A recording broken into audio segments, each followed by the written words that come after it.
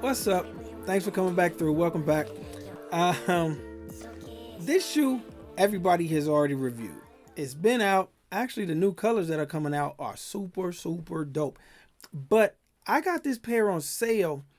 And so if you can get your hands on it, and it's the last pair or the last of a color run, most of your regional or local retailers will be trying to get those out of there. Your bigger box retailers will hold on to those and then maybe send them back to Nike. But for these, in a regional retailer, you're probably going to get a good deal. Everybody and their mom has already reviewed these, so we're not going to go into a big heavy review of the Nike Zoom ALPHAFLY 2.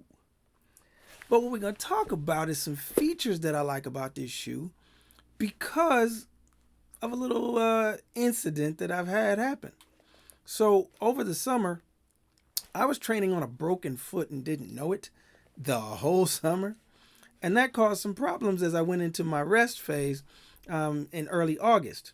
So coming out of that, I had remembered that I had seen some sprinter jumper athletes that I follow that had worn this shoe for almost rehab purposes because of the cushioning, because of the dual plates in the front, because of the air bubbles, the Zoom AirPods in the front. The shoe was actually, made for marathoning. But as I've talked about on my channel before, the technology in these shoes was adapted from track spikes backward into road racing. So the support, the structure, the assistance that your foot needs when it's doing heavier work than is humanly normal, that came into play with this shoe. So I was like, okay, I want to try this on because of some of the factors that have made the shoe better from the first version I had to the second version now. And there's been some updates that I really dig. So as you're looking at the shoe, you can already tell, cushioning wise, heel is almost the same in profile, but they've added some cushion here underneath the Zoom AirPods. The fly plate is about the same, but it doesn't have that slappy noise that you get when you're walking and running in it, which was a major, major plus. Now, also, tread pattern is a little bit different, which I love. I dig that the tread pattern is now a tad bit more conducive to that roll. They had almost that tire track pattern initially, which was cool to look at, but it was, again, it caused this sort of rumbly rattle that was happening as you rolled your foot forward. Now it's a much smoother ride. It's a little bit wider for a little more stable base. And all of this was factors that came into play as I was like, man, with the healing of my broken foot and some of the foot and ankle issues that were caused from running, training, and limping around on a broken foot, now this shoe actually starts to make a little sense. And I know in my first review of the first ALPHAFLY, I was like, it's not really a pedestrian shoe. It's not to be worn casually.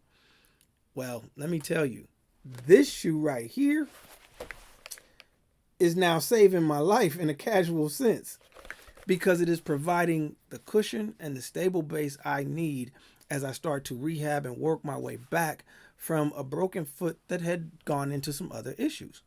Well, that's incredible. It's tremendous. But, caveat to that, Nike, we got to talk. What is with these trash insoles that you are putting in these shoes? Like, why have a super shoe with a less than super insole? That makes zero sense.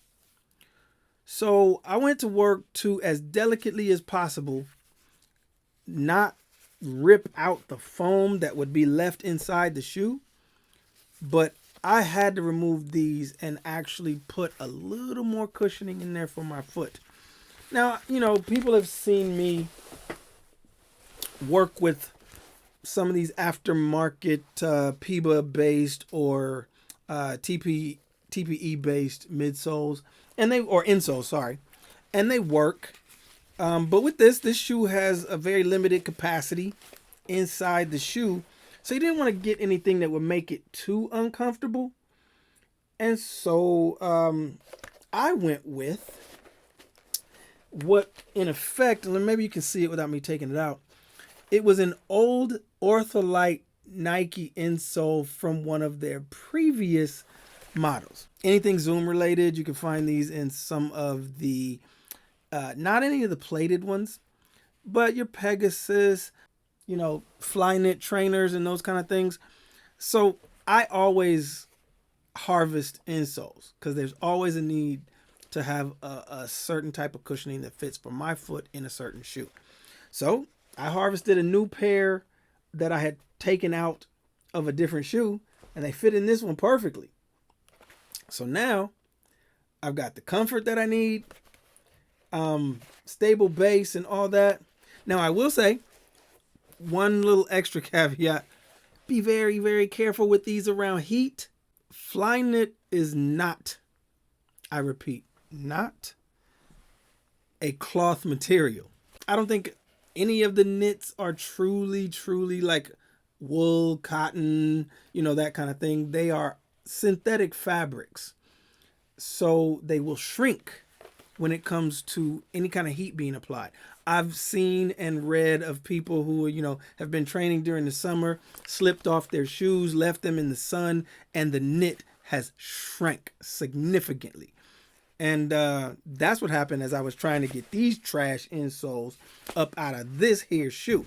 Well, luckily I know how to deal with that. I hope you don't ever have to, but it was a process to get everything to fit just right.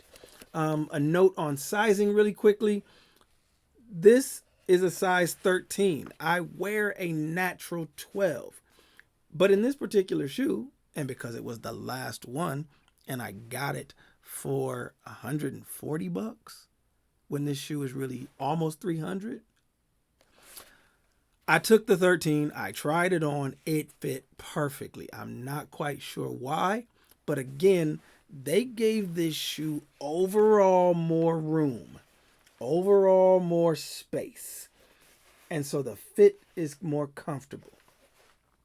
The initial ALPHAFLY was a show of what Nike could do with their running technology. The ALPHAFLY 2 is more democratic.